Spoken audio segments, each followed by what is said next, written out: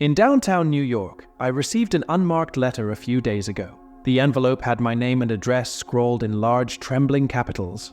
Curiosity piqued, I brought it to my apartment where I lived alone. The contents were meager: a small sheet of paper, no bigger than a credit card, on which was written the word "Hello."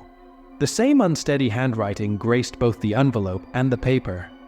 I thought it looked like other worldly mail, maybe a handwritten church invitation or a misleading prank.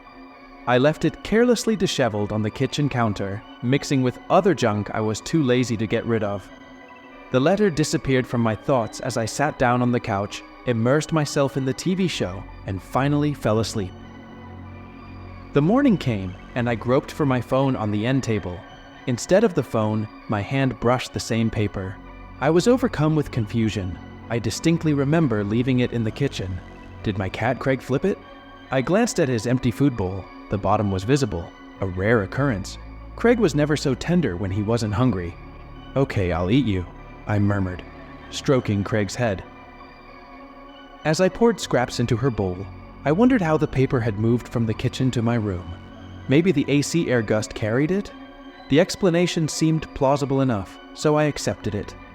I turned the paper over in my hand and studied one word: hello. What purpose did it serve? Who sent it? My curiosity was quelled, and I crumpled up the paper and threw it in the trash.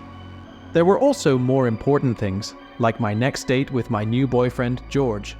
We planned to have dinner at a fancy restaurant, and I had to get ready. I washed and cleaned the car, picked flowers, and met George at the restaurant. The flowers made blush, and we enjoyed an expensive but lovely meal. Later in my car, our kisses turned from soft to passionate. George accidentally bumped into one of the cup holders, and I heard a dull crack. Confusion etched his face as he searched for the source of the noise, a piece of paper the size of a credit card. It had a phone number and the name Dylan written on it in the same familiar handwriting. George's stern expression demanded an explanation. "So who is Dylan?" he asked, folding his hands. I moved on to my story about the mysterious letter, its journey from the kitchen to my car, and the inexplicable appearance of that other paper. George's skepticism subsided, and he agreed to accept my strange explanation, for now. But that was not the end of the story. I marked the number on the paper, and the artificial voice answered, "Hello?" It repeated the word, emphasizing each syllable. How did they know me? The call ended abruptly, and subsequent attempts lost the number. Google led me to Dylan Rogers, who was recently found dead in his home. He grabbed the blood-stained paper that was too blurry to read. There was panic. Should I get the police involved? But how would I explain my strange relationship to this incident? After returning home, I felt that something was wrong. The lights revealed Craig's lifeless silhouette in the kitchen. His throat was brutally cut, his eyes wide with fear. And there, written on the floor in Craig's blood, was a chilling message: "Hello." I, Sam, was a wide-eyed 6-year-old adventuring with my parents. Our destination, the peaceful city of Redwood Pines in the heart of America. The noise of the city subsided and was replaced by the rustle of old trees and the secrets hidden between their branches. Our refuge was the Whispering Pines Inn, a weatherless structure in the middle of towering redwoods. Mrs. Evelyn, the innkeeper, greeted us with eyes that held more stories than her lips could tell. Behind the heavy curtains I saw a tall figure, 9, whose elongated fingers danced like shadows. Fear and curiosity tangled in me. Our room, number 18 or 78, faded from memory. I jumped on the bed, eyes on the old TV. But then there was a knock, a soft knock that echoed through the room. I opened the door and waited for a friendly face. Instead it read, "Now you are all alone." Fear gripped my little heart. Why such a note? I didn't tell my parents. Maybe fear silenced my words. The next day our historic visit was cancelled. I got to know the inn. The playground stood empty, without laughter. Only Miss Evelyn hesitated, her eyes knowing. And there, waves, 9 reappeared. "Why the long face?" 9 asked. "No friends on the playground," I replied. 9's hooded head tilted. "Let's be friends," 9 suggested. "I have a game. A round of hide and seek. We were playing in the woods behind the tavern. I hesitated. There were secrets in the forest, but 9 promised safety. I agreed. I noticed piles of dirt in the forest, makeshift graves, sticks that marked their existence. Child size, some adult size. I hid in an old well, my heart pounding. Minutes passed, but 9 didn't look. Anxiety grew. Why the forest? Why not an inn? I got up and called 9, but lost, really lost. 9's voice echoed, "You're all alone now." I turned around, slim body, mask removed. Was it part of 9's face? Fear drove me back to the inn, where Mrs. Evelyn was waiting. She took me to my parents. Her name tag read Alice.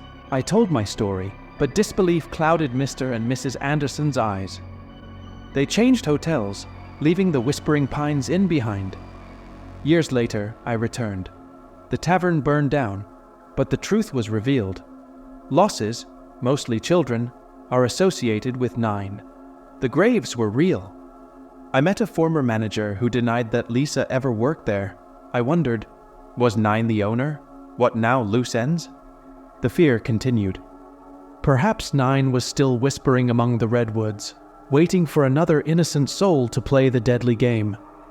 And so, dear, beware of rustling leaves and hidden masks. Because in the heart of the forest, where the shadows dance, 9 may still be searching for their next mate. Hello? Now, I tell you crazy thing happened to me few months ago. I 23 years old, live in America apartment with girlfriend. She moved from old apartment. We live together little time. Girlfriend work late that night. I alone in apartment. Think this. You wake up at night, big man stand in room corner. He block bedroom door. I very scared. Ask who he is, but no find my gun. I know gun near because take picture with friend before, but no find.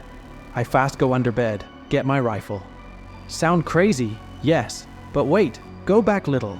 Before all this, I have strange dream. I am rabbit. Yes, rabbit. In dream, I feel something watch me from far. Then I smell like wet dog. I turn, see big wolf try to bite my head. Very scary. Now, back to real. Room shadow make everything look small.